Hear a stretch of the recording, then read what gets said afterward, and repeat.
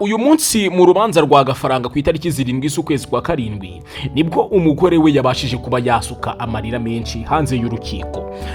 Byari bimaze bite rero? Ni ukuvuga ngo uno mugabo Gafaranga ari gushinjwa gukubita umugore we no kumuhoza ku nkeke no kumuhohotera bikabije, aribyo byagiye binamutera agahinda gakabije nk'uko impapuro z'ubushinjacyaha zibyemeza. Noneho uno mugore we Annette Murava nk'uko muri kubibona ku mafoto ahetse umwana wabo bafite uruhinja, yaje azanye impapuro zo kwa muganga zemeza yuko nta gahinda gakabije afite, nta depression ikabije afite, atigeze ahohoterwa n'umugabo we muri rusange. Ariko ubushinjacyaha ibyo ngibyo bya Annette Murava byo kuzana impapuro zerekana yuko nta gahinda gakabije afite, ubushinjacyaha bwavuze buti ibyo ngibyo ntitubyumva, ndetse Annette Murava asohorwa mu rukiko ahari harimo kubera iburana, kuko ubushinjacyaha bwo bufite impapuro bwifitiye bwazo.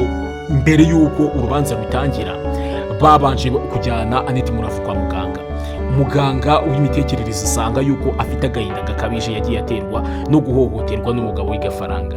Ariko Annette Murava bishoboka ko wenda ari imbabazi yagize nyuma akaba yazigirira Gafaranga, aragenda we asubira kwa muganga azana izindi mpapuro zemeza ko nta gahinda gakabije afite.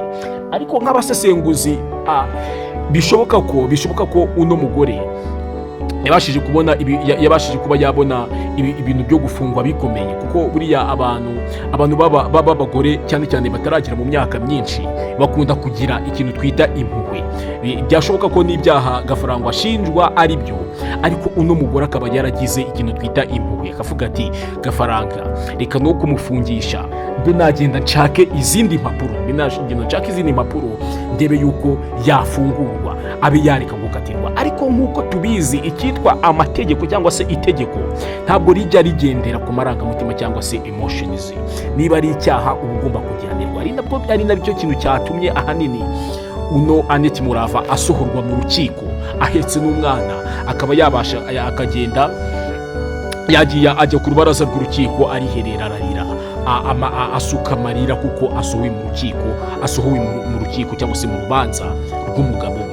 Ahangaha rero ikintu kiba kirimo gikomeye cyangwa se ikintu gikomeye ahangaha nk'abanyabwenge kiba kigomba kudusigira, ni ukuvuga ngo ubundi ahangaha ni ukwirinda ibyaha, ukirinda ibyaha ndetse ukaba udashobora no gukora ikintu kibi bitewe n'amarangamutima, kuko nk'uno mugore niwe wabashije kuba yatangaza ihohoterwa akorerwa, ariko bitewe n'uko abonye yuko umugabo we agiye guhura n'igihano gihwanye n'icyaha yakoze, abasha kuba yagira amarangamutima. Rero amarangamutima ni ikintu cyiza, ariko kikaba gishobora no kuba ikintu kibi. Ntuzigere ukoreshwa n'amarangamutima. Isaha ni isaha, wejye gukora umwanzuro, ujye ukora igikwiye mu gihe nyacyo. Reka rero dukomeze tureba runo rubanza rwa Gafaranga. Gusa Gafaranga nawe n'umuntu wasohotse mu rukiko ubona ko ari kumwenyura, asuhuza abanyamakuru bari bateraniye ku rukiko, avuga ati nimumfotore vuba vuba ngende. Ubona ko nyine afite akanyamuneza cyangwa se yizeye kuba ashobora kurekurwa. Ubwo rero turakomeza tubakurikiranira se bimeze bite, uyu mugabo arahabwa igihano gihwanye n'iryo hohoterwa yakoreye umugore we, cyangwa se uno mugabo ashobora kurekurwa. Byose ni imyanzuro y'urukiko, turakomeza tubakurikiranira umunsi ku wundi. We gusa umenye ko wamaze gukora subscribe ndetse ukande no kuri like, tubwire n'ukuntu byumva muri comment. Ciao ciao.